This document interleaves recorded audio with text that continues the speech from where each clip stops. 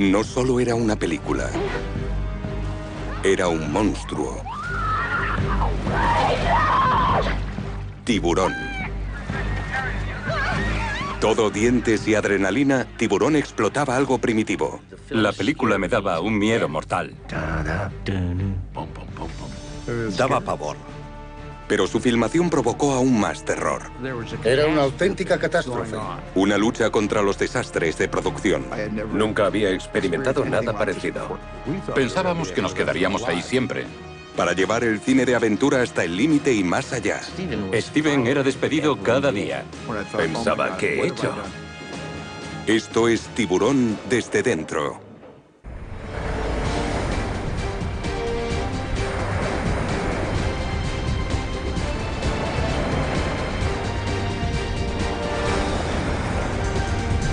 Tiburón desde dentro. Un emocionante viaje a las oscuras aguas de nuestros miedos. Tiburón impactó al mundo cuando en 1975 llegó a los cines. Fue la película más exitosa y la más taquillera de su época. No sé por qué se convirtió en un fenómeno. Quería hacer un proyectil, una historia impactante. Era efectiva como historia de suspense y como película de acción y aventura. Es una película dinámica, una máquina de entretener. Teníamos un feel terrorífico. Tiburón fue el primer gran éxito de taquilla. Durante el verano de 1975, la película clavó sus dientes en el público estadounidense. Las colas de los cines eran enormes. La gente hacía largas colas alrededor de 1 o 2 manzanas para ver el film. Se convirtió en un gran fenómeno cultural. La idea era sencilla: hombre contra tiburón. Una pequeña ciudad costera era atacada por un depredador gigante y el jefe de policía debía encontrar el modo de combatir al monstruo de las profundidades. Un inmenso tiburón blanco de casi 8 metros. Precisábamos un barco más grande. Uno más grande. Un barco más grande. Estaba en la popa tirando comida al agua y de repente aparece el tiburón. Tiburón era un viaje a la oscuridad, un enfrentamiento épico.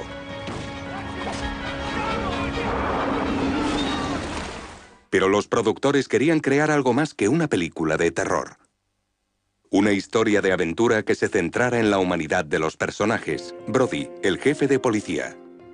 Se ve metido en esa situación y ni siquiera le gusta el agua. Es un hombre corriente que tiene que enfrentarse a un monstruo primitivo. ¿Quién sobrevivirá? Hooper, el joven y divertido biólogo marino.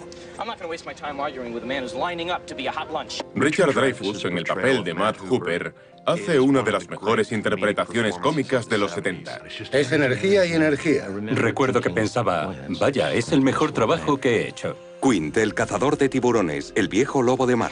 El capitán Quint, interpretado por el fallecido Robert Shaw, nos hacía pensar que había visto cosas que nos pondrían los pelos de punta. Era un tipo duro. Creía que ningún tiburón podría derrotarlo. La esposa de Brody, Ellen, la joven madre que aporta el toque humano a la película. Murray Hamilton, el alcalde que intenta ocultar el problema para que la economía turística del pueblo no se vea afectada.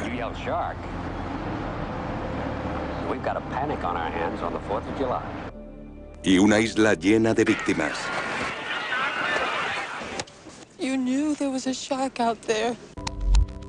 Finalmente la película inmortalizaría a sus estrellas, a su creador, al lugar donde fue filmada y, por supuesto, al tiburón.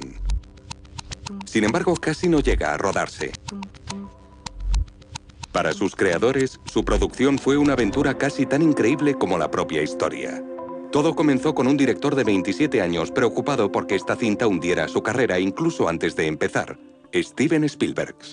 Fue la producción más dura de mi carrera y aún tengo pesadillas con ella. Comenzaron la película sin guión, sin tiburón y sin reparto. Filmarla fue una pesadilla. Sueño con ella todas las noches, me despierto nervioso. Me sentía en el ojo del huracán, toda la responsabilidad era mía. Hacíamos algo que nadie había hecho antes. Teníamos que improvisar. Los problemas con los tiburones, los barcos y el clima de Nueva Inglaterra hicieron que el rodaje durara el triple de lo previsto y que el presupuesto se duplicara. Al equipo le preocupaba cada vez más que la película fuera un desastre en más de un sentido. Fue casi una misión imposible.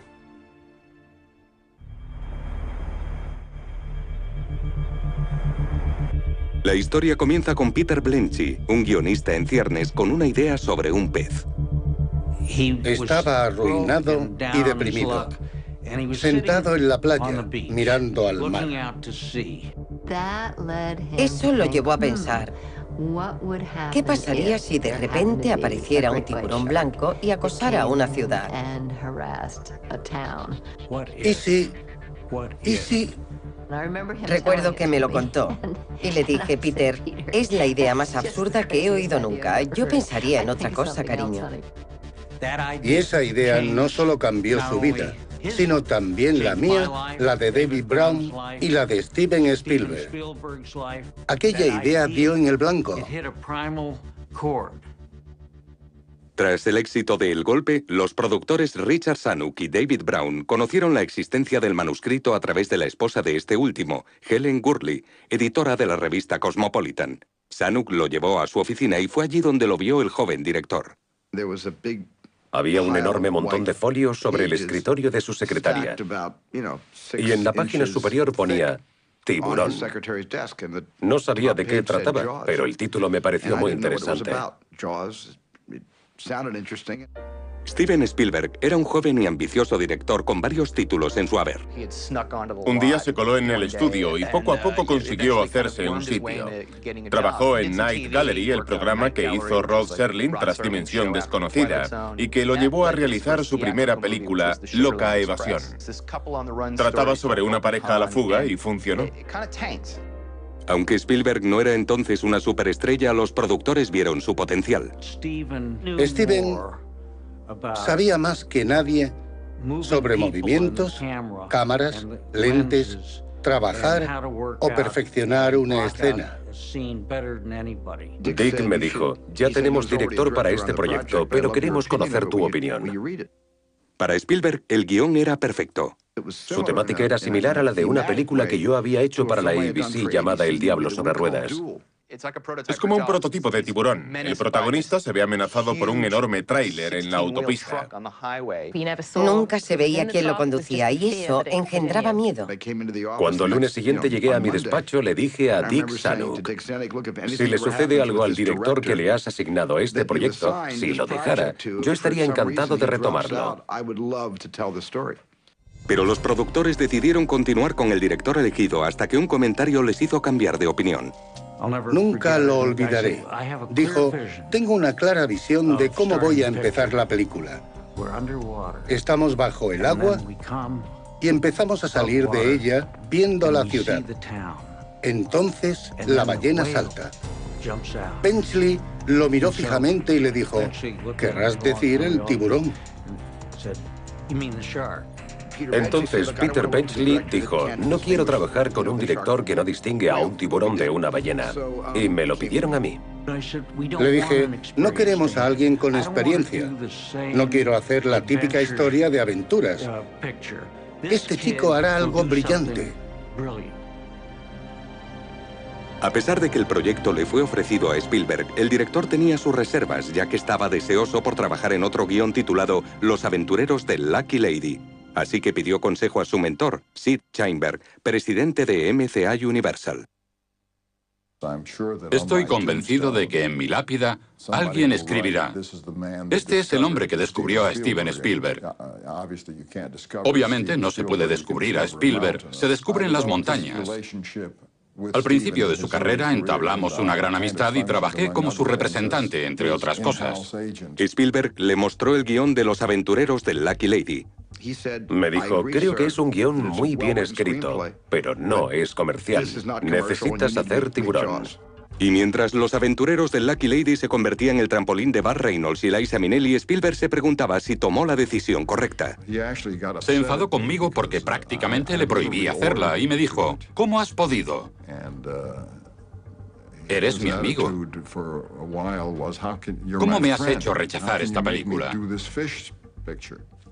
Durante los siguientes meses se haría esa pregunta en más de una ocasión. ¿Por qué rechazó Los aventureros de Lucky Lady? Y no me alegré de haber tomado aquella decisión hasta que no transcurrieron 45 días de rodaje. Incluso a mitad de la filmación seguía enfadado. Convertir Tiburón en una película sería una tarea de proporciones épicas, ya que su filmación en el Océano Atlántico casi acaba con el reparto y el equipo.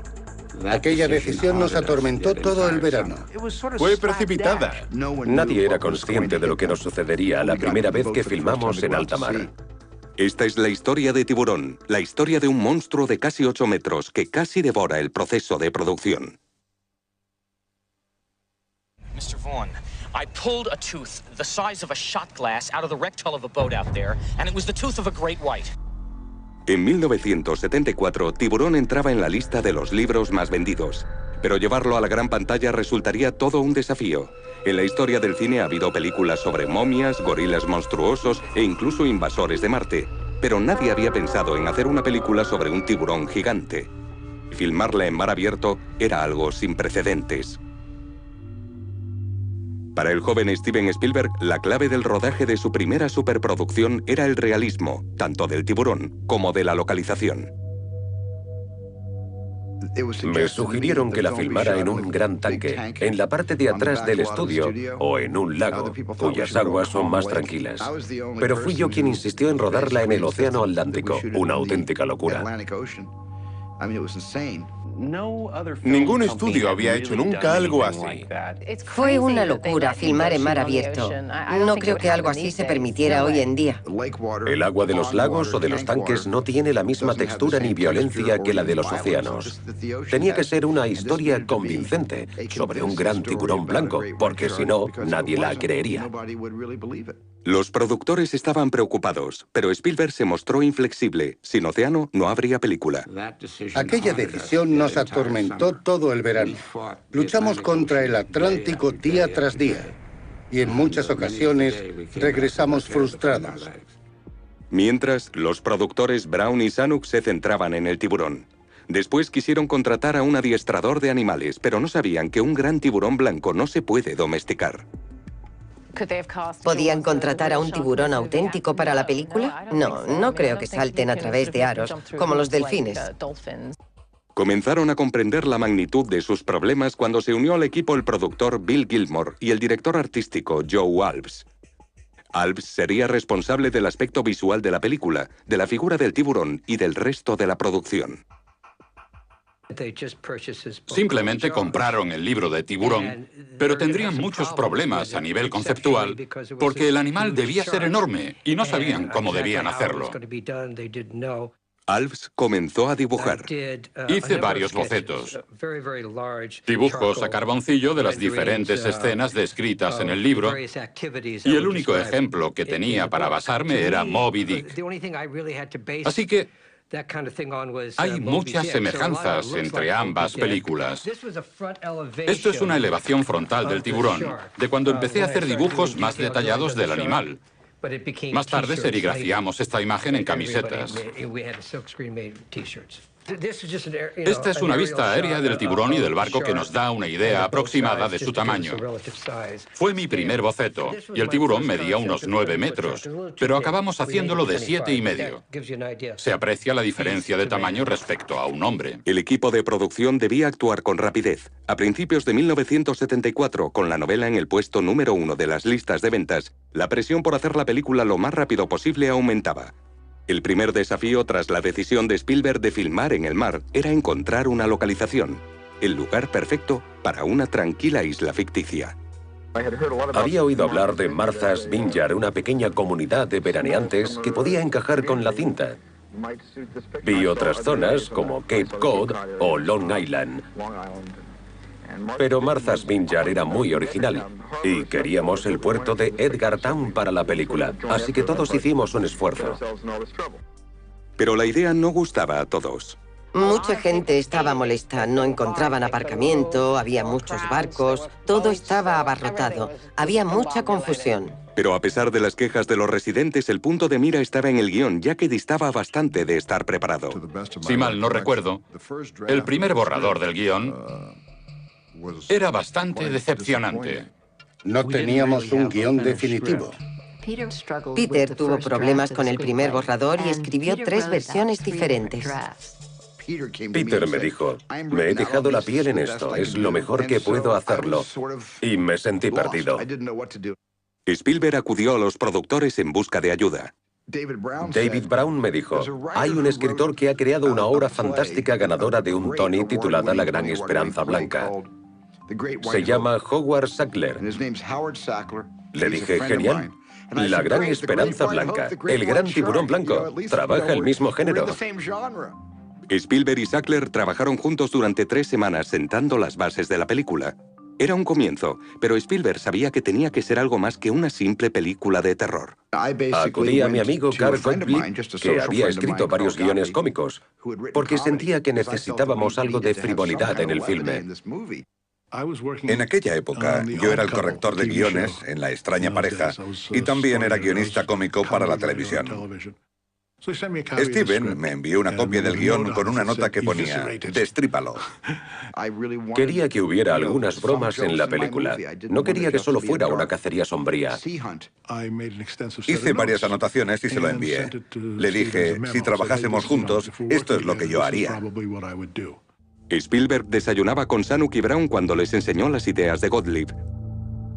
Steven me llamó por la mañana a eso de las 10 y me dijo, ¿podrías venir al Hotel Bel Air para reunirte con Richard Zanuck y David Brown y hablar del guión? Comenzamos a hablar y el desayuno se convirtió en un almuerzo, en una merienda y en una cena. Al día siguiente lo contrataron como guionista. Peter bendijo el día que le presentaron a Carl Gottlieb porque era fantástico. Mientras Spielberg comenzaba el casting, Gottlieb se instaló en el hotel en la habitación contigua a la suya para escribir. Poco después, y con el guión aún por terminar, ambos viajarían a Martha's Vineyard para comenzar la preproducción desde la cabaña que alquilaron. Todas las mañanas, antes de comenzar a filmar, hablábamos sobre el guión y lo que necesitaba. Esta casa es como una isla dentro de una isla. Estoy muy acostumbrado a Los Ángeles y al constante ruido de la autopista. Aquí no hay nada de eso.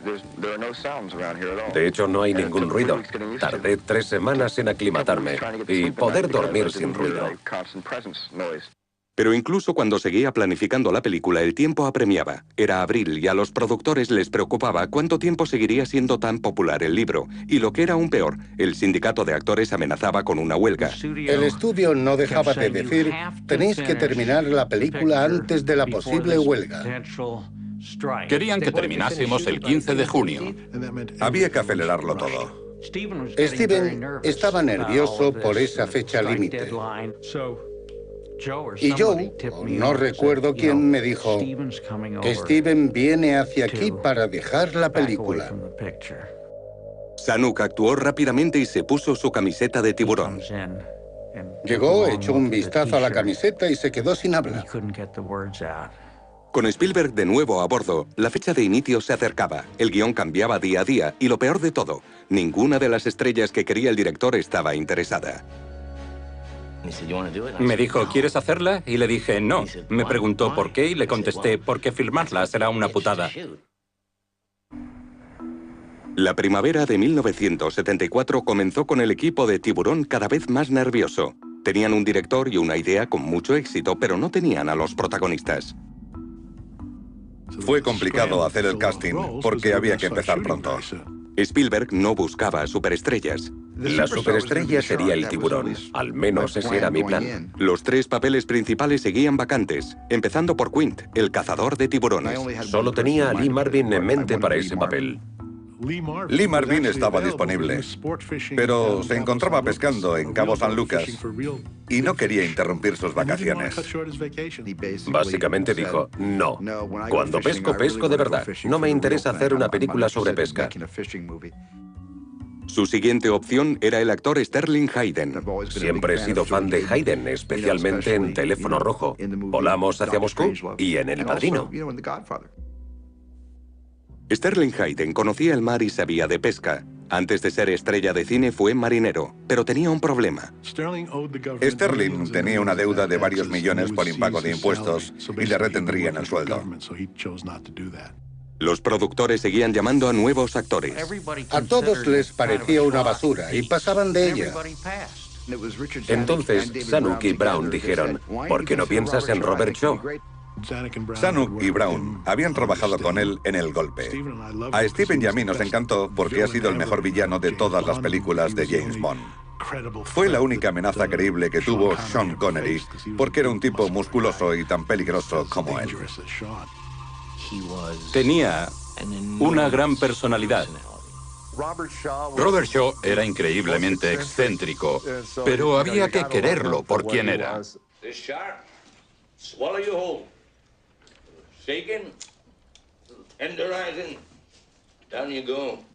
Con el papel de Quint cubierto, comenzaron la búsqueda de Hooper.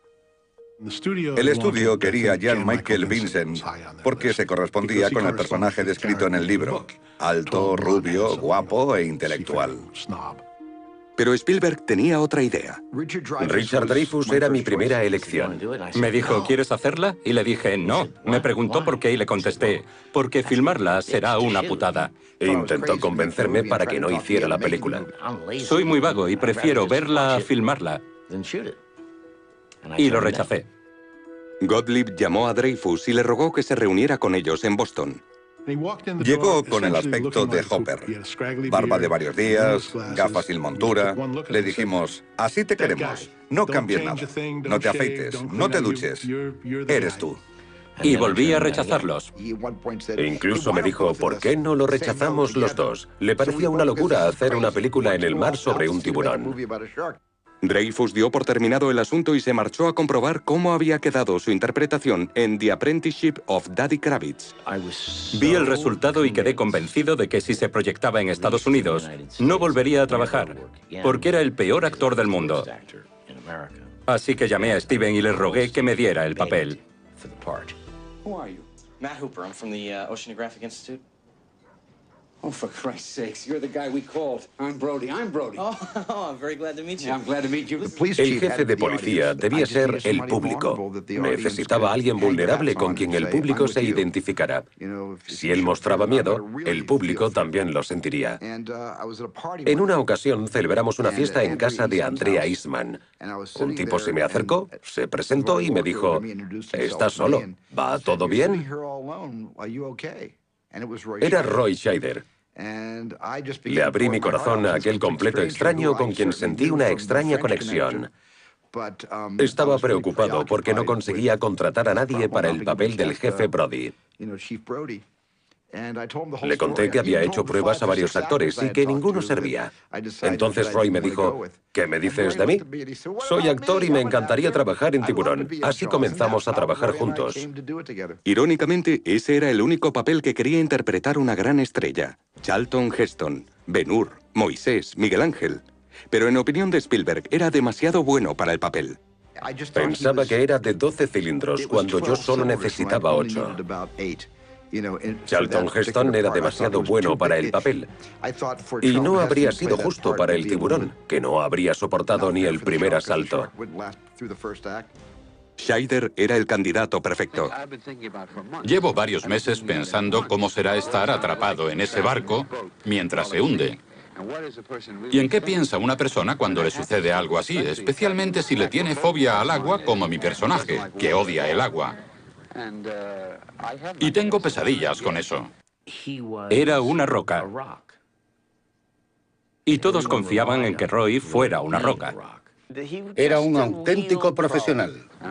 Creo que cualquier actor que trabaja en un proyecto no solo lo hace durante el rodaje, piensa en ello continuamente. Y la actriz Lorraine Gary sería la pareja de Scheider.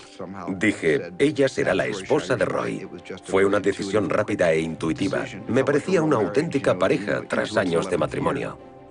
Lorraine Gary era la esposa de Sid Sheinberg, presidente del estudio.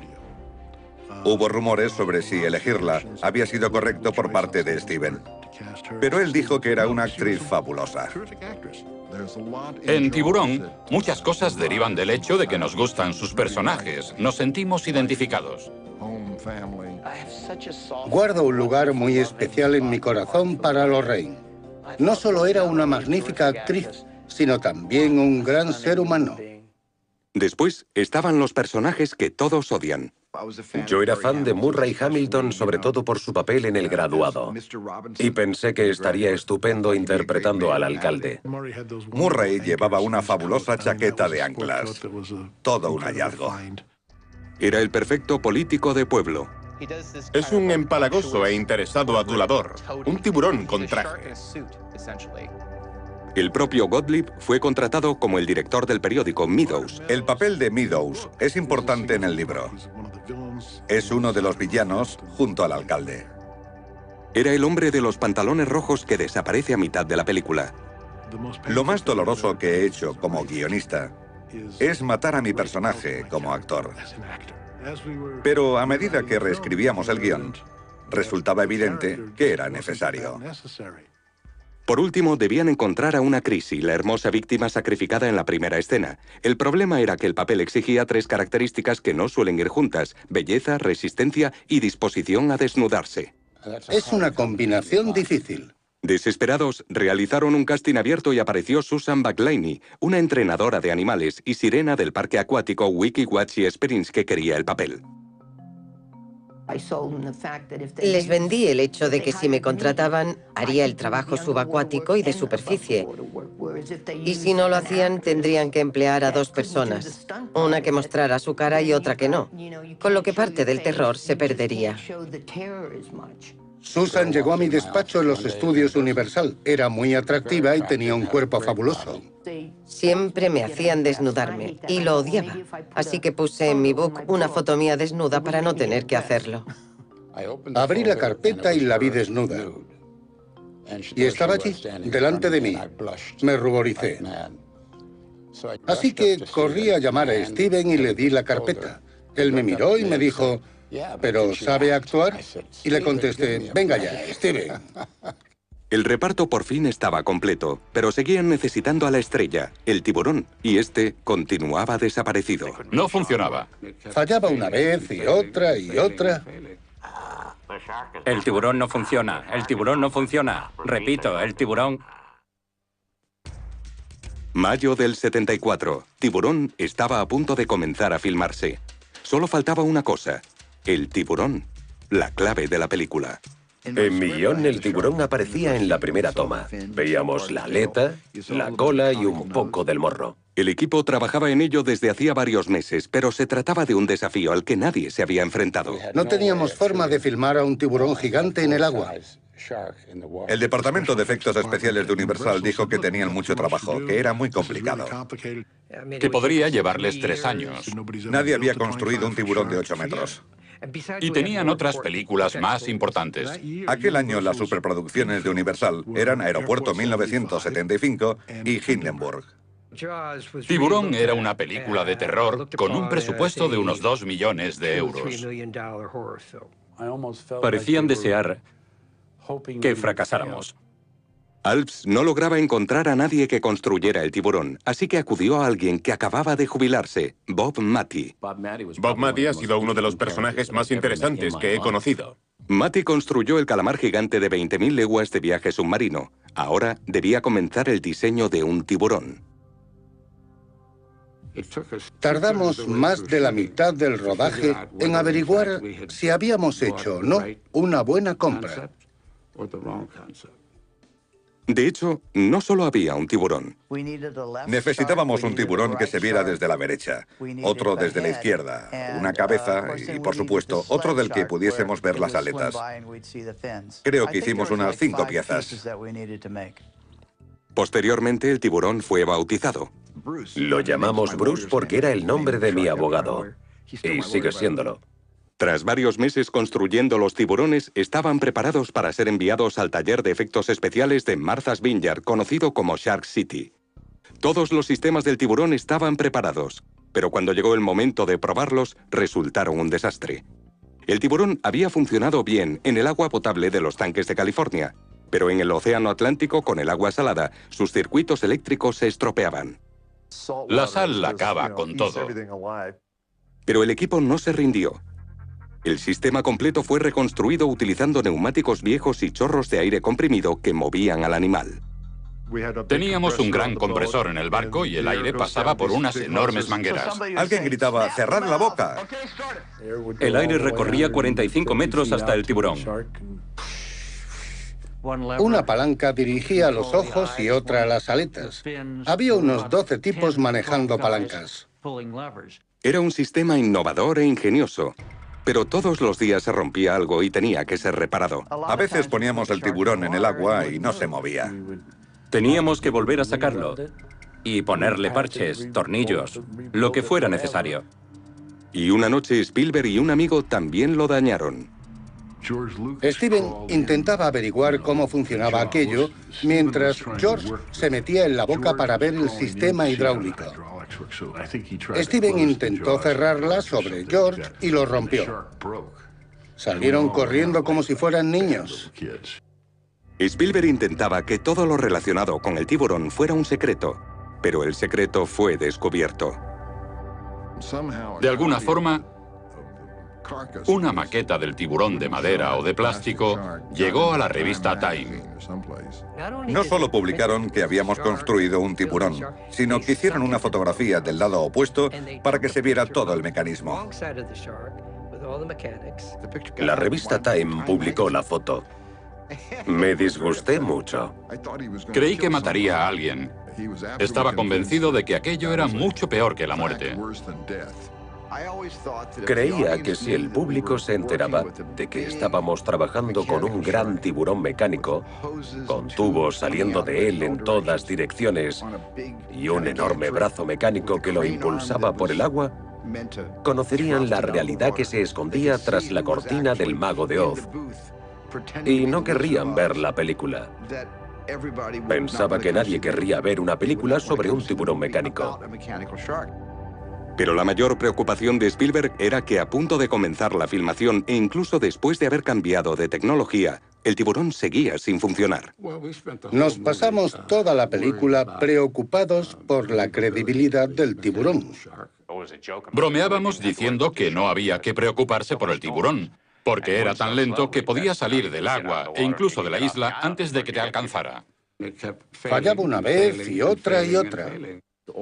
Por toda la isla se oía a través de los altavoces. El tiburón no funciona. El tiburón no funciona. La tensión crecía a medida que pasaban los días. Nos sentíamos cada vez más preocupados al revisar lo que habíamos filmado y ver que el tiburón no funcionaba. El tiburón no funcionaba nunca. Y la película que él intentaba filmar no podía filmarse. En mi guión, el tiburón atacaba y devoraba a Chrissy Watkins.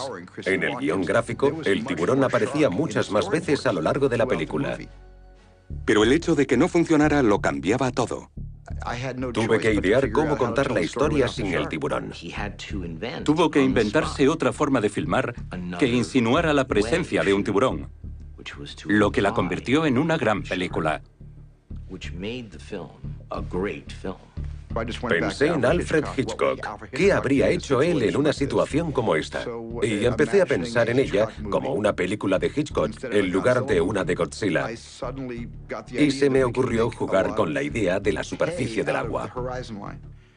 El hecho de que no puedas ver tus pies cuando te bañas, de no ver nada por debajo de tu cintura, es absolutamente aterrador. ¿Qué hay debajo de ahí? Así que tomaron la decisión de no mostrar al tiburón, y ese fue en muchos sentidos el toque maestro de la película. Invitaba al público a usar su imaginación. Fue la imaginación colectiva lo que convirtió a la película en un éxito.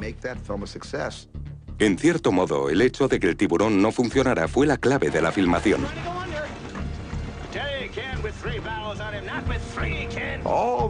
Todos esos momentos que surgieron fueron obra de la divina providencia, de pensar que había otro modo de hacer esta película y de escuchar a las musas. Pero la lucha contra el tiburón no había hecho más que empezar, porque ahora la producción se adentraba en aguas inexploradas. Fue una de las cosas más peligrosas que hicimos.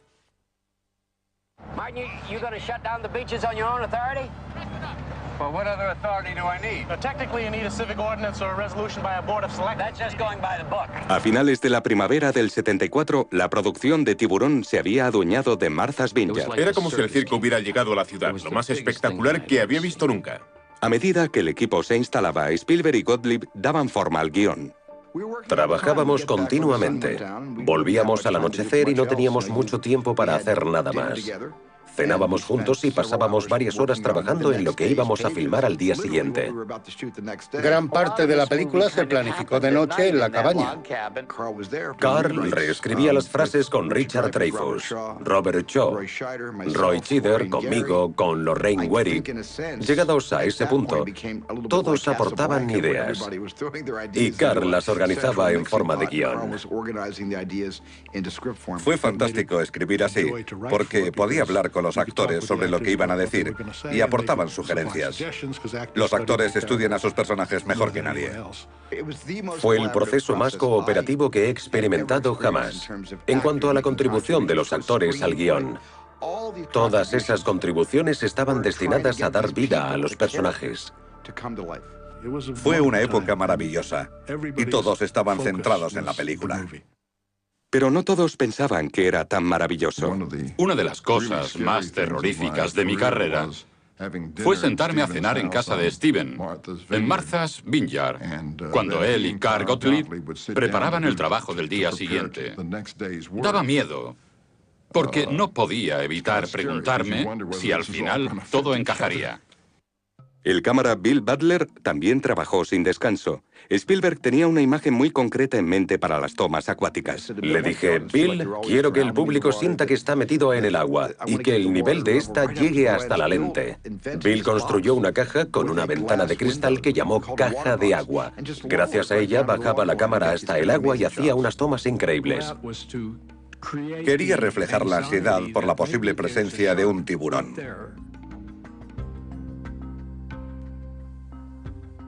Y todo encajó en la primera secuencia dramática. Hay una fiesta en la playa y una chica y yo nos miramos. Yo estoy sentada sola, sin hacer nada. De repente se me acerca un joven y salgo corriendo. Se quita la ropa y se mete en el agua. Yo intento hacer lo mismo, pero tropiezo y me caigo. La secuencia en la que Susan McClaney es atacada por el tiburón es una de las cosas más peligrosas que hicimos. Me dijo, cuando tu toma esté terminada, quiero que el público acabe escondido con las palomitas bajo los asientos del cine. El cámara, el ayudante del cámara, Spielberg, todos estuvieron conmigo durante la secuencia. Y la cámara estaba dentro de una gran caja negra para poder filmar por encima y por debajo del agua. La mantenían justo al nivel del agua. Intencionadamente no se veía al tiburón. En realidad la zarandeaban unos 10 hombres tirando de una cuerda y otros 10 tirando de otra desde la orilla. Por eso se mueve así. Me pusieron cuerdas que fijaron a diferentes puntos de la playa y lo que hacían era tirar de un lado a otro. La idea de atar a la chica a esas cuerdas y tirar de ella era más aterradora que ver al tiburón. 10 personas tirarían de ella al mismo tiempo. Y les advertimos que si lo hacían en direcciones diferentes, le harían mucho daño. Era muy peligroso. Pensé que si sucedía algo, nadie se daría cuenta porque de todas formas tenía que gritar para la secuencia. Nadie podría ayudarme. Fue aterrador verla arrastrada de un lado a otro y bajo el agua. Impactó al público.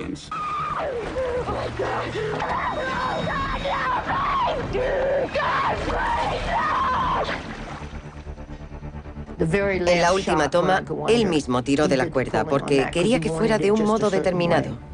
Ella rezaba y luchaba por coger aire y de repente es sumergida. Yo tiré de la cuerda en ese momento. Posteriormente se retocaría.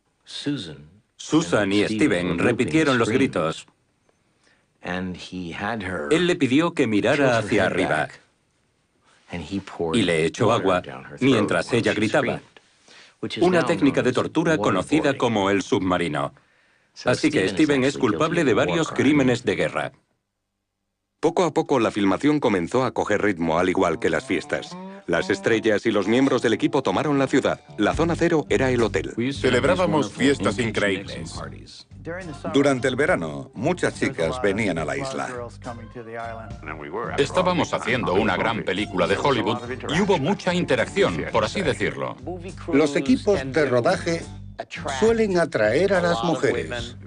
Éramos impetuosos, y cuando todas esas chicas de Ohio o de donde fuera llegaban a Martha's Vineyard, lo pasábamos realmente bien. Dreyfus era el que más triunfaba. Cuando alguien se quejaba y le decía que se llevaba a las chicas, contestaba: soy actor, me conocen de otras películas, así que tengo ventaja. ¿Saben cuántas chicas había en aquella isla? Dios. Y cuando se estrenó The Apprenticeship of Daddy Kravitz, se me acercaban muchas más. Hubo mucho sexo, y participé tanto como pude. Desafortunadamente, Steven y yo teníamos tiempo para eso. Teníamos que hablar de la película todas las noches. Mientras tanto, la filmación continuaba con el siguiente ataque del tiburón. Jeff Borges interpretaba al joven Alex Kinter, el chico de la colchoneta. Me llamaron para decirme que me comería el tiburón. Me explicaron que la máquina lanzaría sangre por el aire y que yo tendría que sumergirme y aguantar bajo el agua todo lo que pudiera. Así que me tumbé sobre la máquina y de repente comenzó a hacer ruido y a lanzar sangre.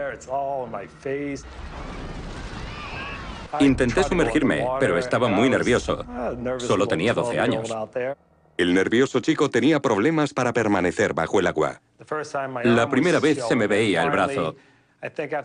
Al final, después de 4 intentos, me dijeron: en el agua habrá un submarinista que te cogerá y te sumergirá un par de veces. También te dará aire con su máscara. Así que al final, y tras 5 intentos, esa fue la toma que utilizaron. Incluso para una madre ficticia, el terror se reflejaba en su mirada. Yo estaba sentada en la playa. Nadie me miraba. No estaba actuando. Simplemente estaba sentada en la playa sola. Cuando vi lo que sucedía, me puse enferma. Pensé que podía estar pasando en realidad y me afectó muchísimo. La consecuencia es una de las tomas más famosas de la cinta, el momento en el que Lee Fierro descarga su ira contra el sheriff. Entonces le doy una bofetada y le digo: me acabo de enterar. Y usted lo sabía. Lo sabía y no ha hecho nada al respecto. Alguien, no recuerdo quién, le dijo: te pega demasiado fuerte, Roy. Yo intentaba mantener la compostura. Sabía que en cualquier momento la cámara empezaría a filmar y yo tendría que aparentar no saber que me aguardaba una bofetada. Y eso no es fácil de conseguir. Creo que en total lo abofeteé 17 veces ese día. Después, mucha gente me ha pedido que le dé una bofetada. Se me acercan y me piden que los abofetee. A mitad del rodaje, Tiburón iba viento en popa.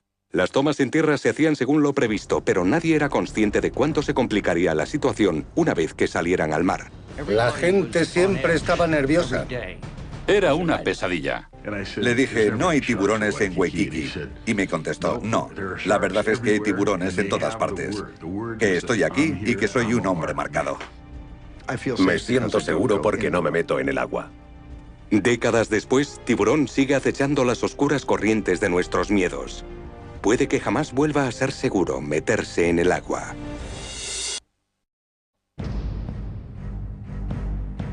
No solo era una película. Era un monstruo. Tiburón.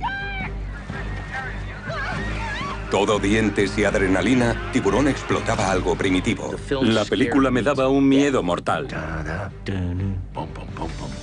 Daba pavor. Pero su filmación provocó aún más terror.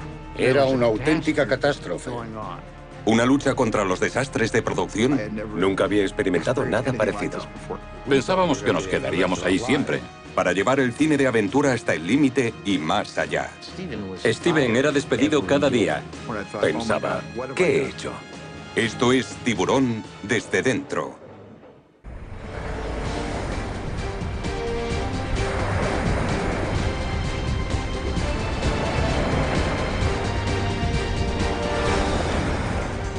Tiburón desde dentro. Star marker flares, safety float, temperature gauge, spear guns, SMG. What are you, some kind of half-ass astronaut?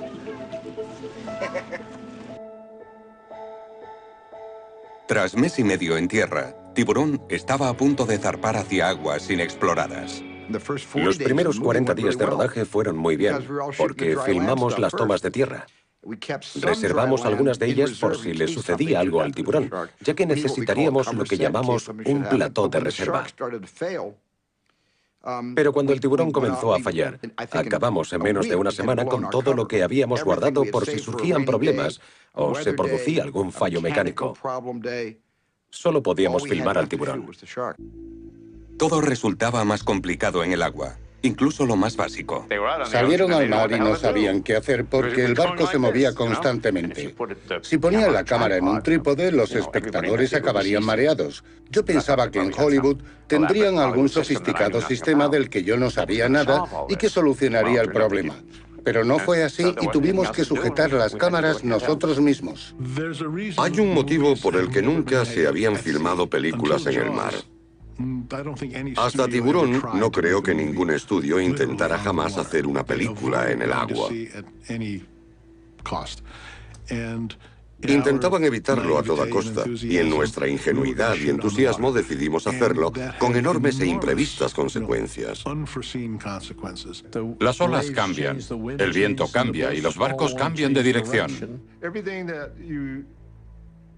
Teníamos que volver a la orilla a por todo lo que no llevábamos. Para cualquier cosa que necesitábamos, teníamos que enviar un barco a por ello. Era muy molesto. Había barcos de alquiler que contratábamos constantemente. En medio se encontraba la pieza central, una plataforma utilizada para dirigir al tiburón. Tenía tanta parafernalia a bordo que incluso la bautizaron. Garage Sale, el mercadillo. La llamada era Garage Sale a Shark City. Cambio. Garage Sale era una isla hecha a medida donde se guardaba el equipamiento que controlaba el tiburón. Lo primero que hacíamos antes de comenzar era cerrar el Garage Sale y echar las anclas. Luego metíamos el tiburón en el agua y conectábamos los cables. El equipo partía a primera hora de la mañana antes del amanecer para preparar la toma y posicionar los barcos. Teníamos varias anclas fijadas a unos 10 metros de profundidad, pero cuando la corriente era muy fuerte, las arrastraba. Bill Butler salía a echarles un vistazo y lo primero que oíamos era: no está en la posición correcta. Y tardábamos casi medio día en volver a situarnos, así que era otro día perdido. La corriente tiraba de la plataforma hacia un lado y del emplazamiento de las cámaras hacia el otro, mientras que el Orca se movía hacia allí y al final se perdía la toma. Lo teníamos todo preparado y de repente aparecía un velero al fondo. Se veían aquellos enormes veleros de Hyannis pasando por el horizonte. Steven se volvía loco y yo también. Necesitaba un fondo limpio, lograr que el público se sintiera tan aislado como el reparto en aquel pequeño barco de 15 metros. No podían verse veleros o parecería que había gente divirtiéndose. Teníamos que esperar a que pasaran de largo. Teníamos que esperar a que el fondo estuviera vacío. Y si aparecía algún barco, lo único que podíamos hacer era esperar a que no volviera a pasar ninguno más. Cuando había pasado el último barco, aparecieron dos más, pero aún se les veía de fondo. Así que tomé la decisión de filmar la toma al instante. Teníamos 7 minutos antes de que pasara por detrás, o tendríamos que echar las anclas en otro sitio, y eso nos llevaba casi 2 horas. Esas eran las decisiones que tenía que tomar, más que cuestiones estéticas, creativas o artísticas. Eran decisiones logísticas, en las que todos debían colaborar para filmar una simple toma. Hoy sería fácil, solo tendríamos que borrar los barcos digitalmente. Pero entonces no existía esa tecnología. Además, algunos miembros del equipo, entre ellos Dreyfus, no sabían pilotar sus propios barcos. Steven me dijo: quiero que cojas ese barco, gires ahí y atraques. Y le contesté: no sé hacerlo, nunca he pilotado un barco. Así que, después de estrellarme contra el muelle 17 veces y hacerlo todo mal, decidieron empezar la toma conmigo ya en el muelle.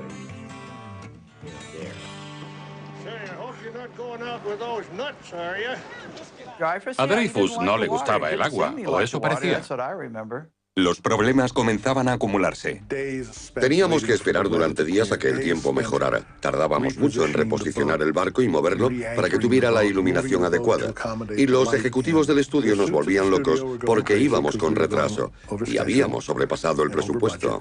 Creo que llevábamos 60 o 70 días de retraso. Puede que fueran 60 o menos, unos 55 días.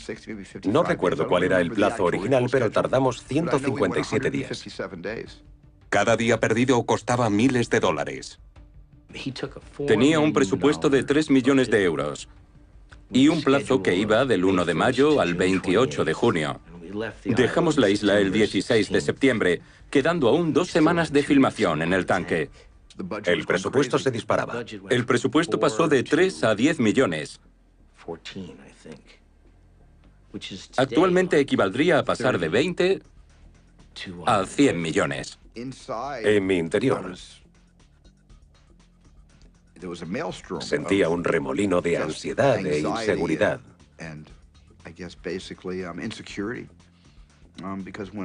Era incapaz de controlar el día. Y este acababa controlándome a mí. Estábamos a merced de los vientos, las mareas y las corrientes. Nos pasamos. Creo que establecimos una especie de récord. Bill y yo nos sentábamos a estudiar las cartas náuticas para ver si podíamos trasladar todo el equipo a Jamaica o a cualquier otro sitio. Universal Studio es muy estricto con los plazos. Gana dinero respetando las planificaciones y los presupuestos. El tiburón no funcionaba y todo lo que utilizábamos para los efectos especiales también estaba dañado. No había nada que hacer, solo podía sentarme en la cubierta del barco y esperar a que el ayudante de dirección nos avisara de que podíamos continuar. La pregunta era, ¿nos cerrarán el grifo y saldremos de Martha's Vineyard para terminar el rodaje con un presupuesto mínimo? ¿O nos permitirían seguir filmando? Además de las dificultades de filmar en el mar, el principal problema era el tiburón. Cada vez que creían que estaba listo, volvía a estropearse. El tiburón se averiaba todos los días. Siempre había algo que no funcionaba. Una pieza reventaba y cosas así. Odiábamos al tiburón. Nunca funcionaba. Quizás debimos construir un tanque y filmar las tomas frente a un fondo azul. Era una pesadilla. Todos comenzaron a sentir pánico. Nadie sabía qué pasaba. Pero nadie hablaba sobre el mayor de los temores. ¿Y si el tiburón no quedaba bien en pantalla? Estaba aterrado, porque creía que no terminaríamos la película a ningún precio.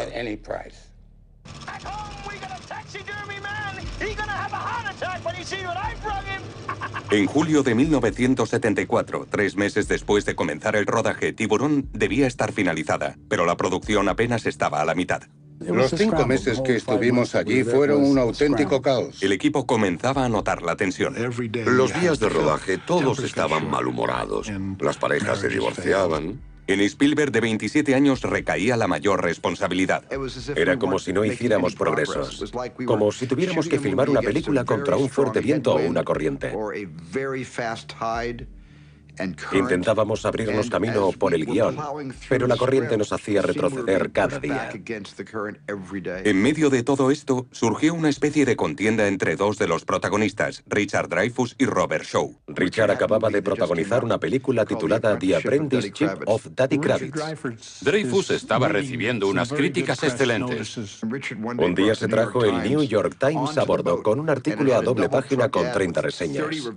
Robert era muy competitivo en todo, y supongo que también lo era con las críticas. Dreyfuss solía decir, ¿qué hago en esta isla? ¿Por qué estoy aquí? Debería estar firmando autógrafos. Debería estar celebrándolo en Nueva York. Y eso molestaba a Robert Shaw. Así empezaron sus diferencias. Shaw era un alborotador, un instigador, y le gustaba irritar a la gente. Era malicioso. Pensaba que Dreyfuss necesitaba que le bajaran los humos, que era un joven engreído sin experiencia. Y al igual que había tensión entre su personaje y el de Dreyfus, también la había entre Chow y Dreyfus.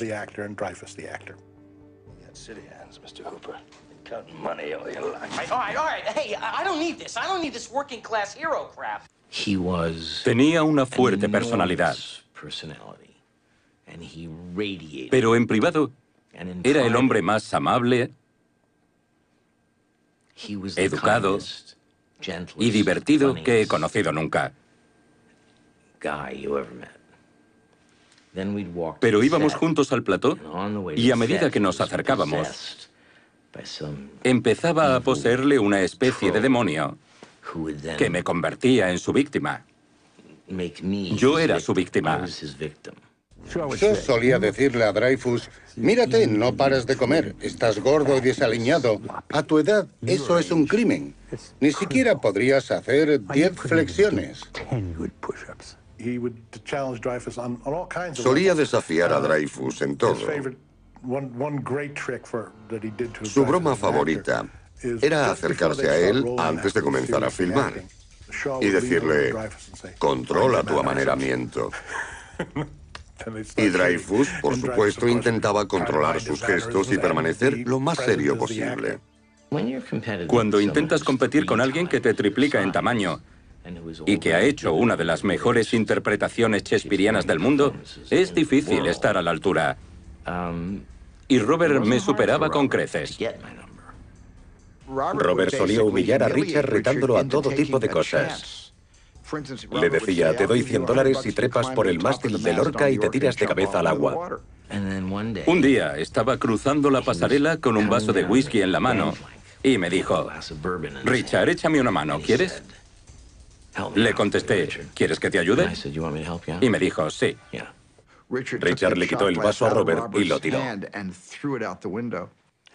Todos los bebedores del barco exclamaron, Aquello generó mucha tensión. La cosa se puso fea, muy fea. Pero se trataba de la relación entre Quint y Hooper, como Shaw y Dreyfus. En la toma siguiente yo tenía que cortar los cabos. Había agua por todas partes. Y Robert cogió una manguera antiincendios, se puso tras la cámara y me apuntó directamente a la cara. Aquel día perdí mi sentido del humor.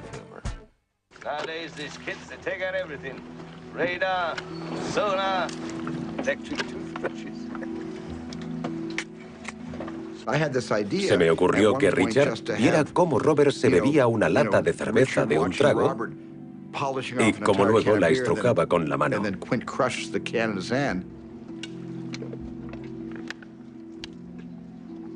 Le dije, coge tu vaso de café y estrújalo. Me reí mucho, en serio.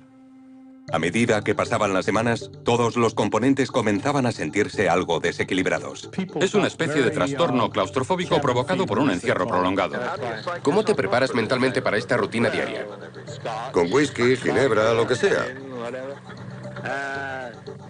Todos tenemos métodos diferentes. Yo suelo beber cuando me aburro. Y Roy hace ejercicio o toma el sol. Y Dreyfus habla sin parar. Uno de los motivos por los que creo que se tarda tanto en hacer una película como Tiburón es el tiempo que transcurre entre las tomas. No se trata del que se tarda realmente en rodarla, sino el necesario para preparar la siguiente. Día a día, Tiburón se retrasaba cada vez más. La industria creía que había sucedido una catástrofe porque no dejábamos de retrasarnos y retrasarnos más. Y entonces, un día, el barco comenzó a hundirse, literalmente. Se habían construido 2 barcos exactamente iguales llamados Orca, uno de los cuales debía hundirse al final, pero el que lo estaba haciendo era el que debía mantenerse a flote. Decían, el Orca se hunde. Le dijeron, Bill, al parecer el Orca se está hundiendo.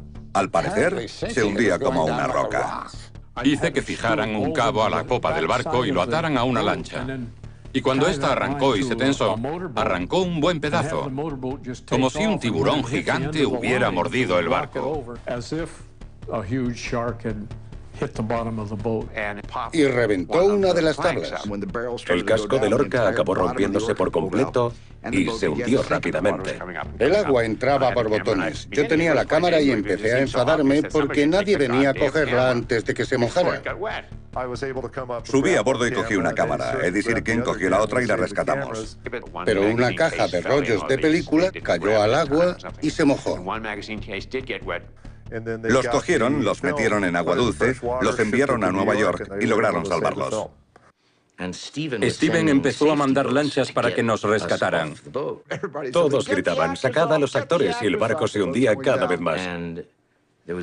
Había un técnico de sonido de 70 años, con una grabadora Nagra de 35.000 euros. John Carter, el jefe de departamento de sonido, estaba sujetando la grabadora Nagra por encima de su cabeza y gritaba: que le den a los actores, salvad al departamento de sonido.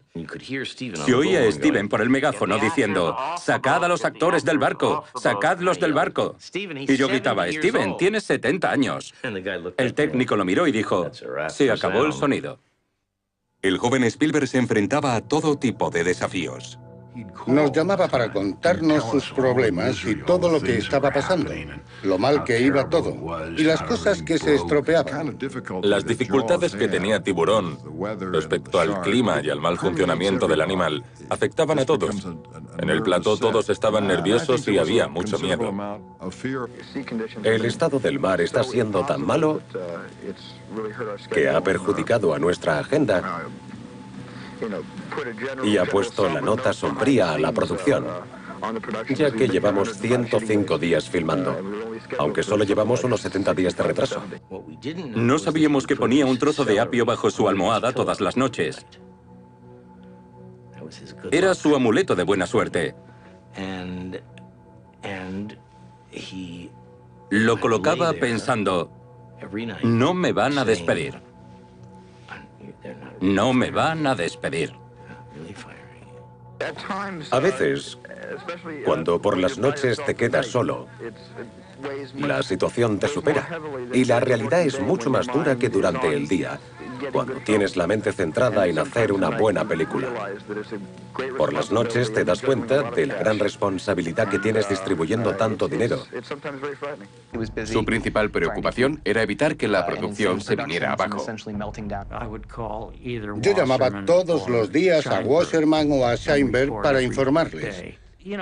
A veces eran desagradables conmigo y me amenazaban. Había muchas amenazas por ambas partes. Creo que le aterrorizaba, que tenía miedo de que un día lo despidieran. Nadie pensaba que el rodaje fuera descabellado, solo que se había pasado de planificación y presupuesto. Llegó un punto en el que pensaba que lo despedirían y contratarían a otro. Lo vi convertirse en hombre ante el temor de que lo despidieran cada día. Siempre había quien ponía en duda sus decisiones, pero jamás cedía al estrés, a excepción de que se mordía las uñas. Eso era todo. Una noche, Spielberg acudió a una fiesta en la isla. Una actriz se me acercó y me dijo: en Hollywood todo el mundo habla sobre esta película y dicen que será el final de tu carrera, que has sobrepasado tanto el presupuesto y la planificación que nadie querrá contratarte después de esto. Me fui de la fiesta. Estaba totalmente devastado. Volví a mi cabaña y me senté allí solo, sintiéndome fatal. Estábamos casi acabados. Yo respondía a todas las llamadas del estudio y nunca se lo decía a Steven. Él ya tenía suficientes problemas. Hay un dicho en el teatro: nunca dejes que te vean sudar. Yo vivía con él y sabía que sudaba, porque ambos estábamos nerviosos. Pero jamás lo reflejaba delante del equipo. Yo respondía a las quejas del estudio y respondía a sus acusaciones. Había amenazas todos los días. La cinta superó su presupuesto en un 100%. Llegó un momento en el que incluso me dijeron que estaban pensando en cancelar el proyecto porque pensaban que no sabíamos lo que hacíamos. Querían cancelarlo todo y les preocupaba que la situación se nos hubiera descontrolado. Para Spielberg y el equipo, el rodaje estaba llegando a un punto decisivo. Se me cayó el mundo al suelo porque sabía que la toma no servía. No todas las tomas se filmaban frente a la costa de Martha's Vineyard. Un pequeño equipo perseguía a tiburones blancos frente a la costa de Australia. Tenía dos asesores, Ron y Valerie Taylor, expertos en tiburones. Rodney Fox, que estuvo a punto de morir por el ataque de un tiburón blanco, formaba parte del segundo equipo australiano.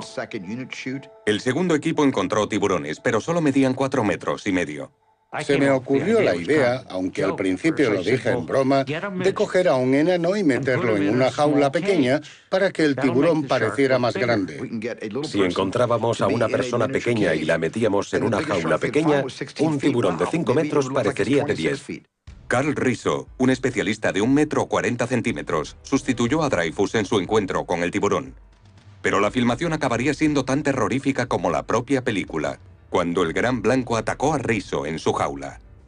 Sufrió un infarto bajo el agua porque el tiburón empezó a embestir su pequeña jaula y las barras eran muy finas. La jaula era demasiado frágil, pero sobrevivió.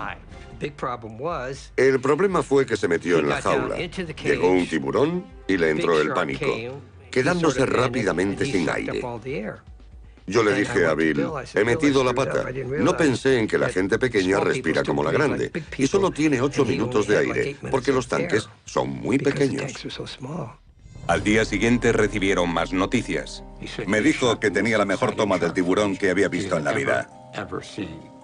El tiburón había logrado romper la jaula, mordiendo las barras.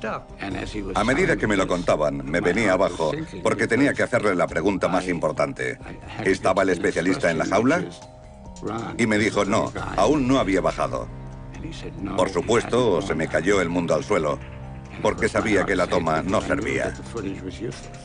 Vimos lo que habían filmado y Zanuck dijo, ¿dónde está Hooper? Se suponía que debía comérselo el tiburón. Sin el especialista dentro de la jaula, la toma no servía. Ron y Valerie se sumergieron con sus cámaras para filmar al tiburón atrapado en la jaula, retorciéndose y mordiendo los barrotes para liberarse. Era un material con mucha fuerza. En el guión de rodaje, Hooper muere, pero la toma tenía tanta fuerza que Spielberg decidió cambiar la historia y permitir que el biólogo viviera. Un gran tiburón blanco frente a las costas sur de Australia cambió el guión de la película. La secuencia final era tan intensa que costaba diferenciar al tiburón real de Bruce. Pero por supuesto, la escena más intensa no tenía ningún tiburón, solo a los 3 actores principales, y una de las historias más angustiosas que han sucedido nunca. La verdadera historia del USS Indianapolis. La idea original fue del guionista de apoyo. Howard Sackler dijo, tenéis que explicar por qué ese hombre siente esa necesidad de venganza contra los tiburones. Spielberg quería explorar las raíces de la obsesión de Quint. Todos los amigos de Steven, Francis Marty, Brian De Palma, John Milius, todos aportaron algo a la historia. Mi aportación fue, tiene los ojos como un muñeco, ojos de muñeco.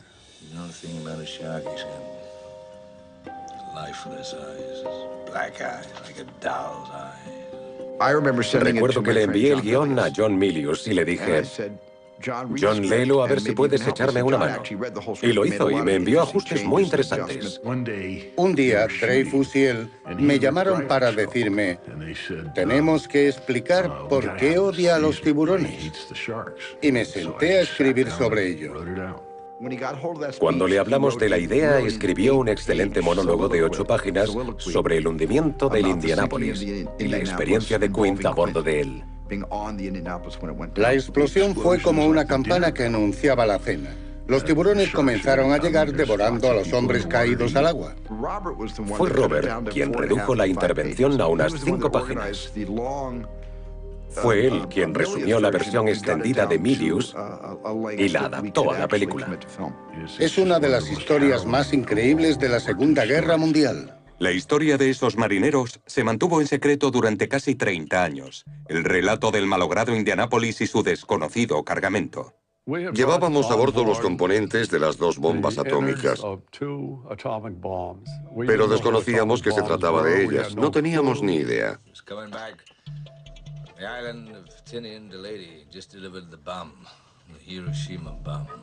El barco fue torpedeado cuando regresaba. Lo siguiente que recuerdo fue una gran explosión y todo saltó por los aires. Miré a mi alrededor y todo era un caos.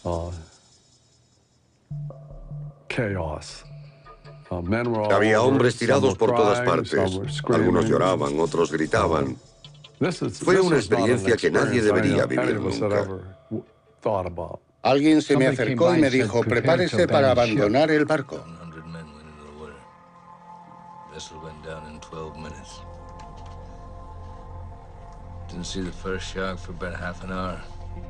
Los tiburones comenzaron a rodearnos. No sabría calcular cuántos había, pero eran muchos. Estábamos rodeados de aletas. No atacaron directamente al grupo, sino que nos rodearon.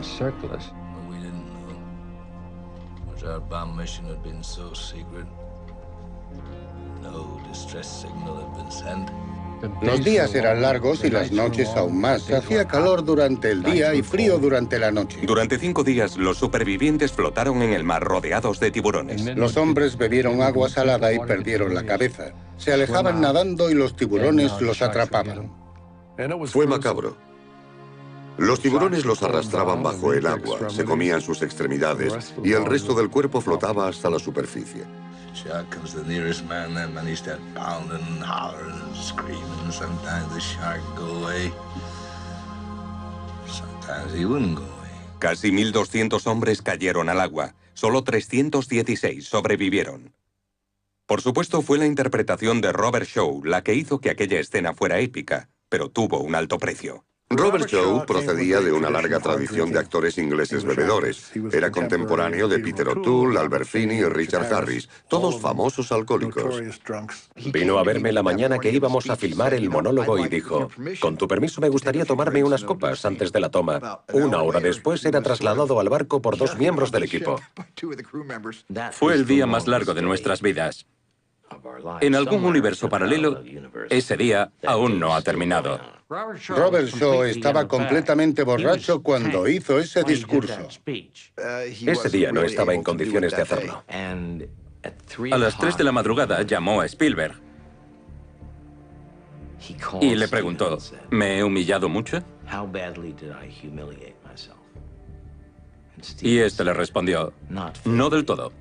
Al día siguiente vino e hizo la toma totalmente sobrio, y estando así la abordó. Hay tomas que hace borracho y tomas que hace sobrio, pero es imposible distinguirlas. Su interpretación es brillante. 1,100 men went in the water.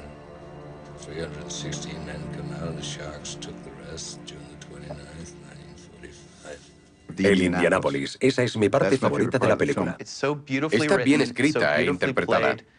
En mi opinión, es la toma más humana de Tiburón. Y una de las secuencias mejor dirigidas de Steven Spielberg. Para los supervivientes, la secuencia resultó muy emotiva. La mayoría había guardado silencio sobre el incidente. Siempre he intentado apartarme de todo aquello que pudiera indicar a mi familia qué hice durante la guerra. Cuando estrenaron Tiburón, mis hijos fueron a verla y me dijeron que fuera, pero yo les contesté, no pienso ir a ver tiburones. Desconocían que su historia formaba parte de la película. Me impactó saberlo. Lo cierto es que me afectó. Un hombre estaba contando mi historia al mundo. Me pareció fantástico que la incluyeran como parte de la historia. Le debemos mucho a Robert Shaw. Jamás llegué a conocerlo, pero como miembro de la tripulación del Indianápolis, reconozco que estamos en deuda con él. Para los productores de Tiburón, la desgarradora escena también sería crucial. A mitad de la película, pensamos que no estaba funcionando. Y era cierto, pero todo cambió cuando Shaw y Dreyfus empezaron a comparar sus mordiscos.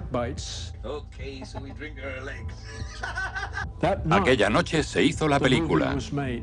En una noche empapada de whisky, Tiburón se convirtió en película. Una vez que terminamos esa toma, cuando tuvimos la escena, tanto Steven como yo supimos que teníamos la película. Pero no todos estaban tan convencidos en aquel momento. Yo pensaba que sería un desastre. Incluso lo dije en televisión. Pensé, he ido demasiado lejos. Pero si conseguían terminar la película, un gran éxito les aguardaba. En septiembre de 1974, tras casi medio año en Martha's Vineyard, el equipo de Tiburón estaba listo para filmar la última secuencia. Llevaban meses de retraso, pero finalmente llegó el momento de volar al tiburón. Los efectos especiales son algo muy complicado. Introdujeron sangre falsa y un ingrediente especial en la cabeza del tiburón. Se me ocurrió la idea de meter calamares porque parecían trozos de carne, así que llenamos la cabeza de calamares. Solo tenían una cabeza de tiburón, una única oportunidad para hacerlo bien. Estaba anocheciendo y aún no estaban listos, así que Steven me dijo, me voy a casa. Al día siguiente, cuando la escena estaba lista para rodarse, el director no aparecía. Íbamos en un avión rumbo a Boston y le pregunté, ¿cómo va la última toma? Y me contestó, la están filmando ahora mismo. Le daba miedo que el equipo lo tirara al agua al terminar el rodaje y decidió marcharse. Creo que para él es una especie de tradición y sigue haciéndolo. Jamás filma la última toma.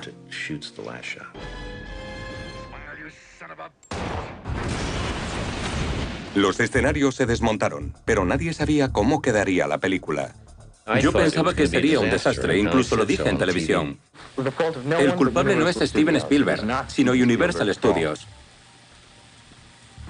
Y lo repito, no es culpa de Steven ni de nadie, solo de Universal Studios, que arbitrariamente puso como fecha de inicio del rodaje el 2 de mayo, cuando el guión ni siquiera estaba terminado. Como consecuencia de eso, mi personaje ni siquiera pudo desarrollarse a fondo, y en lugar de resultar interesante, tiene un papel bastante vago en la película. Como actor, me siento decepcionado. Yo tenía 26 o 27 años y no tenía ni idea. Solo sabía que había cuadruplicado el presupuesto, que el tiburón no funcionaba y poco más. ¿Dices que tu interpretación en Tiburón no es buena? En mi opinión, no. ¿Por qué? Porque no me gusta el trabajo que he hecho. Doy las gracias a Zanuck y a Brown, pero es la verdad. En cuanto a Spielberg, aún seguía teniendo pesadillas. Incluso la noche siguiente, ya en Boston, soñó con una tormenta en el mar. Y lo mismo le sucedió cuando regresó a Los Ángeles. Suele tener pesadillas sobre el mar hasta que se dio cuenta de que eran porque dormía en un colchón de agua. Junto a la veterana editora Verna Fields, Spielberg comenzó el montaje de la película. La mayor parte del proceso de edición se realizó en el Valle de San Fernando, en la sala de edición que tenía en su casa junto a la piscina.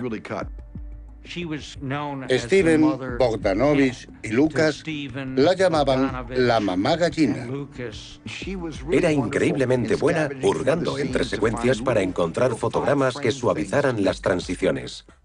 Mientras tanto, Spielberg daba los últimos retoques. A Steven se le ocurrió la idea de filmar un par de tomas más, mientras montaba la película con Verna Fields. Quería una secuencia en la que la cabeza de Ben Garner apareciera flotando en el famoso agujero del barco hundido. Me volví ambicioso y quise arrancar un grito más al público. Construí el casco de un barco e hice el agujero. Luego lo llevamos a la casa de Verna Fields y lo metimos en su piscina. Para imitar las turbias aguas del Atlántico, echaron leche en el agua. Se me ocurrió que mientras observaba el diente y el público estuviera distraído mirándolo, se inclinara hacia el agujero y de repente apareciera la cabeza de Ben Garner con un ojo menos ante Richard Dreyfuss.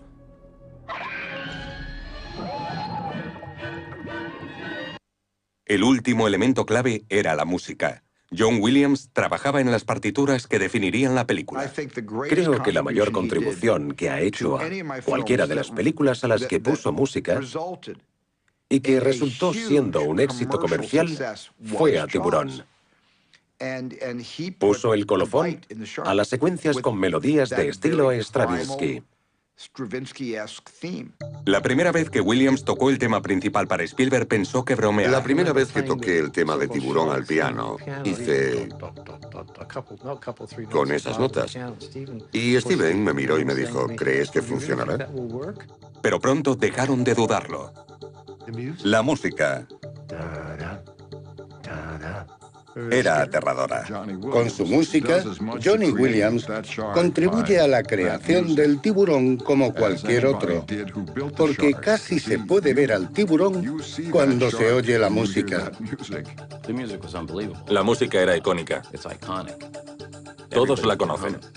Quita oscuridad y añade aventura a la trama. Esa fue la mayor aportación de John. Es imposible detener esas notas.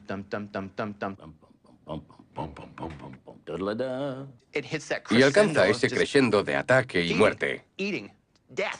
Es aterradora.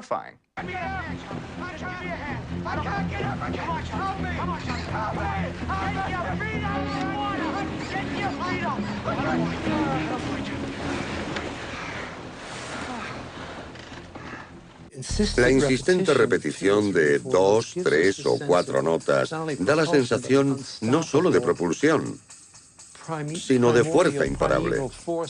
Si te metes en el agua y alguien comienza a tocar esa música, te sales inmediatamente. La noche del estreno en cines, Spielberg y los productores estaban aterrados. No tenía ni idea de cómo resultaría. Habíamos sobrepasado el presupuesto y superado en 157 días la fecha límite de rodaje, así que el estudio estaba en números rojos. Era probable que no volviera a encontrar trabajo.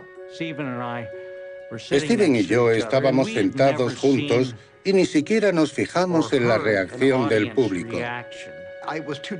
Yo estaba muy nervioso y vi la mayor parte de la película entre bambalinas para, si no iba bien, marcharme rápidamente de la sala. Los dos nos agarramos del brazo cuando se produjo el primer grito. Cuando el tiburón aparece y arrastra al niño de la colchoneta bajo el agua, una persona se levantó y se marchó de la sala. Pensé, Dios mío, alguien que se va. Pero me di cuenta de que no se marchaba aburrida. Se iba corriendo y pensé, está huyendo. Pasó a mi lado en dirección al baño, pero no llegó y vomitó en el suelo del vestíbulo del cine. Entonces pensé, Dios mío, creo que me he pasado. Debí haber editado la película un poco mejor. ¿Qué he hecho? Los que veían Tiburón por primera vez saltaban del asiento, vomitaban y salían corriendo de la sala. La gente estaba emocionada. Pero cuando empezaron a gritar y a aplaudir tras una escena de miedo,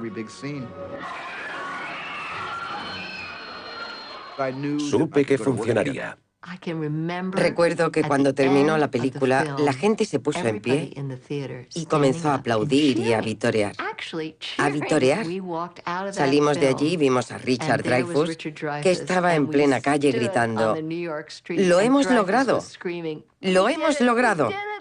¡Ha sido genial, genial! Había sido un año realmente tenso y no estábamos seguros de si funcionaría. Pero aquel primer grito nos dijo todo lo que queríamos saber. Fue increíble. La película batió todos los récords, convirtiéndose en la más taquillera de su tiempo. Al público le encantaba. En mi opinión, Tiburón es una película perfecta. Es algo que se hizo en su momento y que no podrá repetirse. Es única. Va subiendo poco a poco de intensidad. Y todo parece ir bien cuando, de repente, se produce la primera bajada. Es lo que hace Spielberg extraordinariamente bien en esta película. Crea un ambiente de falsa seguridad y de repente nos estalla en la cara. Uno de los secretos del éxito de Tiburón estuvo en el novedoso modo en que se estrenó. Roy Scheider, Robert Shaw, Richard Dreyfuss, Jaws, see it before you go swimming. Los ejecutivos del estudio, Sheinberg y Wasserman, decidieron estrenar la película de forma simultánea en todo el país, algo que nunca antes se había hecho. Sentía que no solo teníamos una gran película, teníamos una película excelente. Al estrenarla en 440 salas de cine, el país fue arrasado por Tiburón. Con una gran promoción a nivel nacional, se convirtió en un éxito de taquilla. La gente estaba loca por Tiburón. Compraban joyas de tiburón, ropa interior de tiburón, carteles de tiburón, tazas de tiburón, juegos de tiburón. Era una de las primeras veces en la historia en que una película era lanzada junto a productos de promoción. Llegaron a venderse también que se convirtieron en un negocio independiente. Creo que fue la primera película que triunfó durante todo un verano. El film estuvo en las salas casi un año. No la retiraban y ocupó el primer puesto de recaudación en taquilla durante mucho tiempo. No dejaba de generar dinero. Me encantaba ir al cine en Broadway y luego al Valle de San Fernando o a Dallas. Vi la película nuevamente en Dallas en julio y otra vez más en diciembre. En diciembre aún seguían proyectándola por todo el país. Para el reparto, el equipo e incluso para el público, Tiburón cambió sus vidas. El éxito de esa película me permitió hacer lo que quise.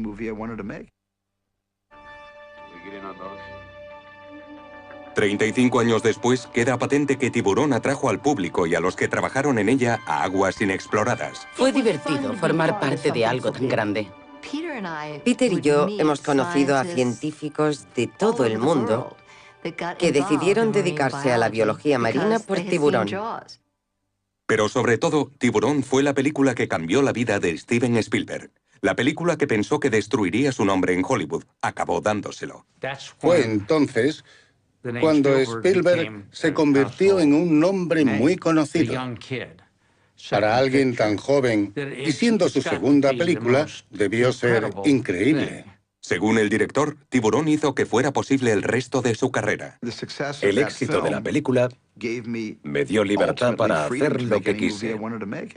Creo que de no haber sido por Tiburón, nadie me habría dado la oportunidad de hacer encuentros en la tercera fase.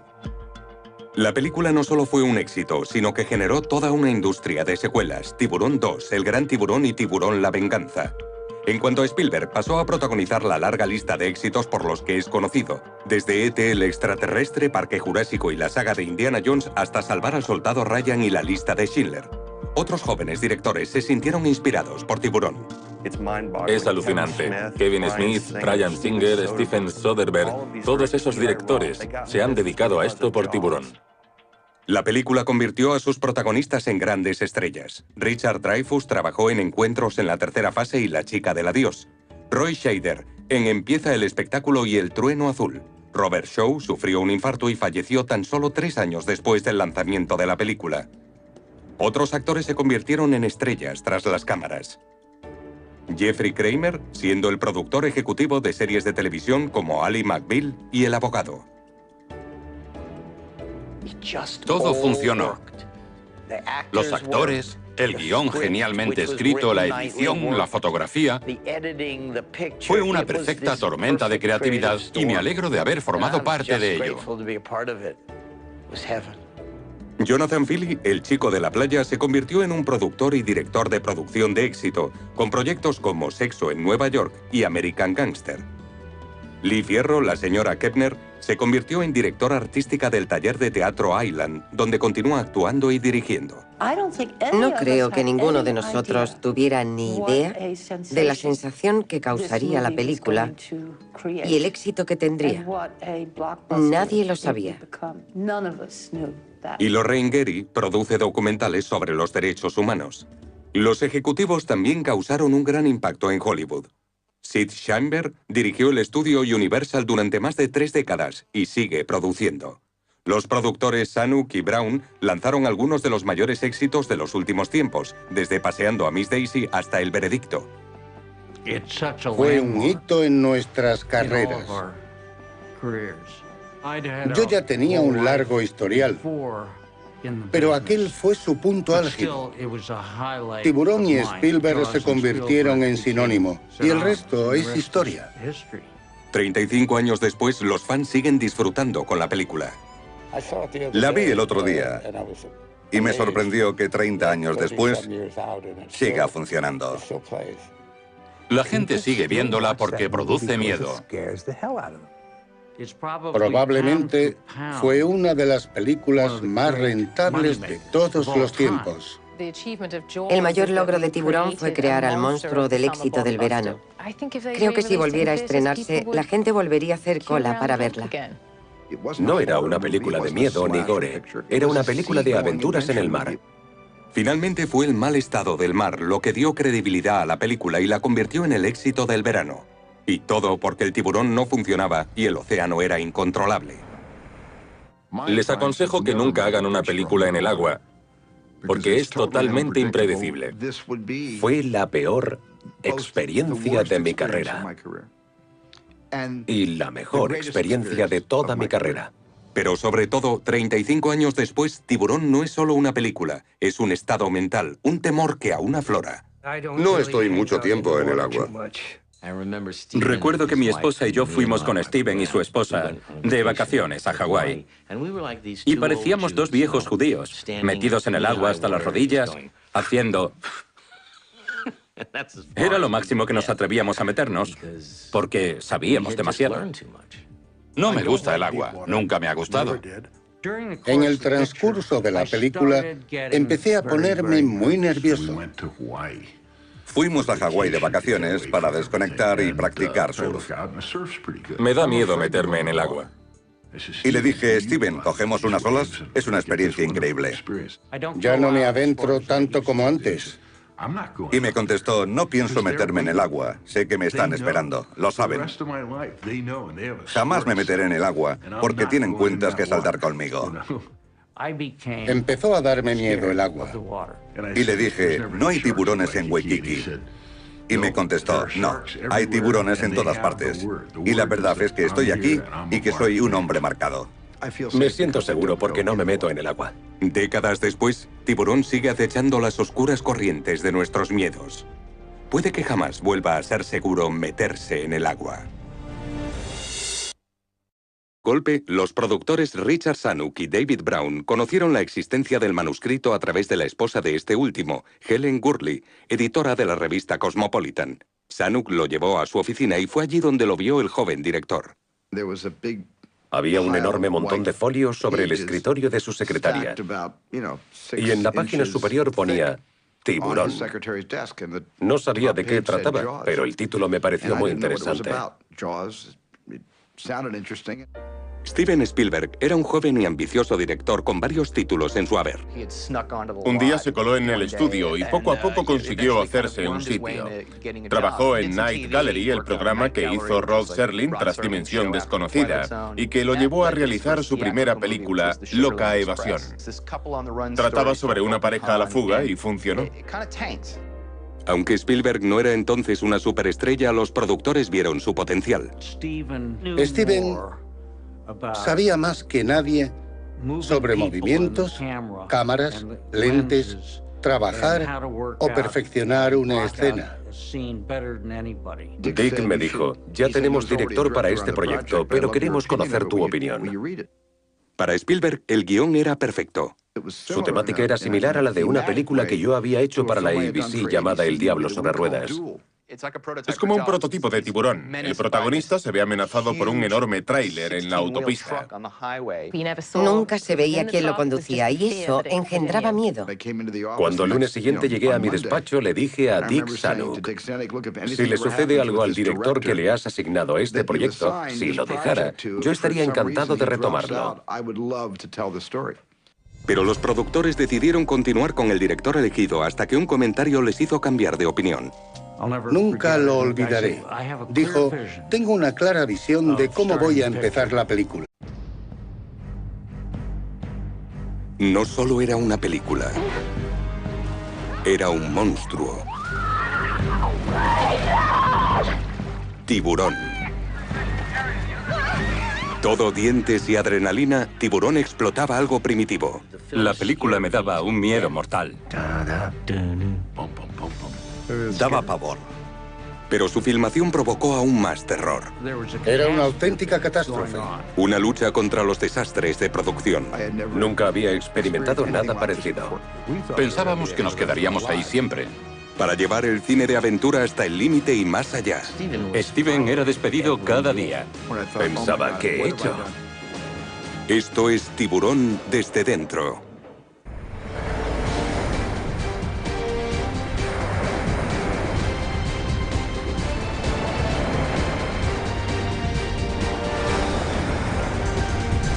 Tiburón, desde dentro. Un emocionante viaje a las oscuras aguas de nuestros miedos. Tiburón impactó al mundo cuando en 1975 llegó a los cines. Fue la película más exitosa y la más taquillera de su época. No sé por qué se convirtió en un fenómeno. Quería hacer un proyectil, una historia impactante. Era efectiva como historia de suspense y como película de acción y aventura. Es una película dinámica, una máquina de entretener. Teníamos un film terrorífico. Tiburón fue el primer gran éxito de taquilla. Durante el verano de 1975, la película clavó sus dientes en el público estadounidense. Las colas de los cines eran enormes. La gente hacía largas colas alrededor de 1 o 2 manzanas para ver el film. Se convirtió en un gran fenómeno cultural. La idea era sencilla: hombre contra tiburón. Una pequeña ciudad costera era atacada. Estamos bajo el agua y empezamos a salir de ella viendo la ciudad. Entonces la ballena salta. Benchley lo miró fijamente y le dijo: «¿Querrás decir el tiburón?» Entonces Peter Benchley dijo: «No quiero trabajar con un director que no distingue a un tiburón de una ballena». Y me lo pidieron a mí. Le dije: «No queremos a alguien con experiencia. No quiero hacer la típica historia de aventuras. Este chico hará algo brillante». A pesar de que el proyecto le fue ofrecido a Spielberg, el director tenía sus reservas, ya que estaba deseoso por trabajar en otro guión titulado Los aventureros de Lucky Lady. Así que pidió consejo a su mentor, Sid Sheinberg, presidente de MCA Universal. Estoy convencido de que en mi lápida alguien escribirá: este es el hombre que descubrió a Steven Spielberg. Obviamente no se puede descubrir a Spielberg, se descubre en las montañas. Al principio de su carrera entablamos una gran amistad y trabajé como su representante, entre otras cosas. Spielberg le mostró el guión de Los aventureros de Lucky Lady. Me dijo: «Creo que es un guión muy bien escrito, pero no es comercial. Necesitas hacer Tiburón». Y mientras Los aventureros de Lucky Lady se convertía en el trampolín de Burt Reynolds y Liza Minnelli, Spielberg se preguntaba si tomó la decisión correcta. Se enfadó conmigo porque prácticamente le prohibí hacerla y me dijo: «¿Cómo has podido? Eres mi amigo. ¿Cómo me has hecho rechazar esta película?» Durante los siguientes meses se haría esa pregunta en más de una ocasión. ¿Por qué rechazó Los aventureros de Lucky Lady? Y no me alegré de haber tomado aquella decisión hasta que no transcurrieron 45 días de rodaje, incluso a mitad de la filmación. Por un depredador gigante, y el jefe de policía debía encontrar el modo de combatir al monstruo de las profundidades. Un inmenso tiburón blanco de casi 8 metros. Precisábamos un barco más grande. Uno más grande. Un barco más grande. Estaba en la popa tirando comida al agua y de repente aparece el tiburón. Tiburón era un viaje a la oscuridad, un enfrentamiento épico.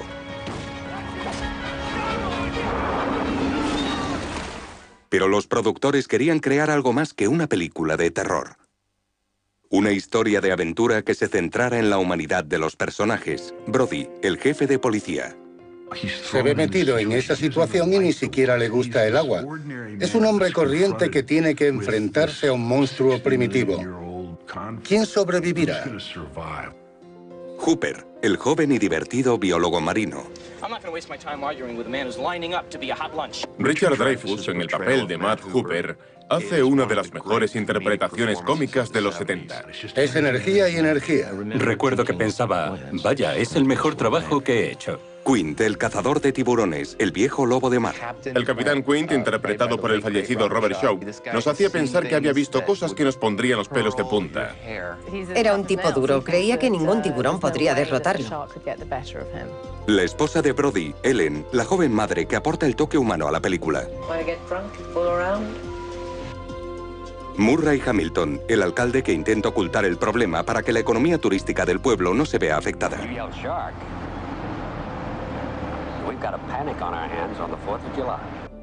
Y una isla llena de víctimas.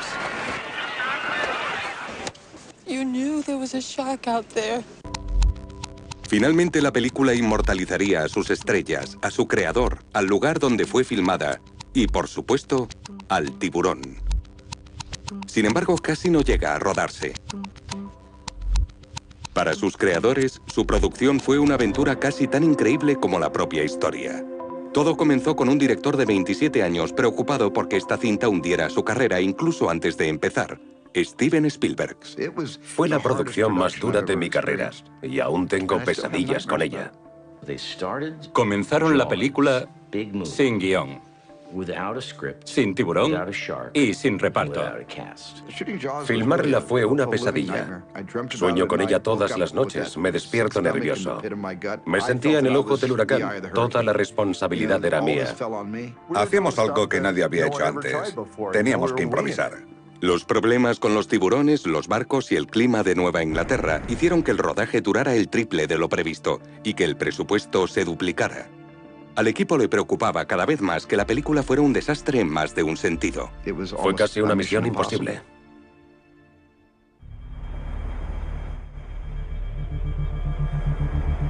La historia comienza con Peter Blenchi, un guionista en ciernes con una idea sobre un pez.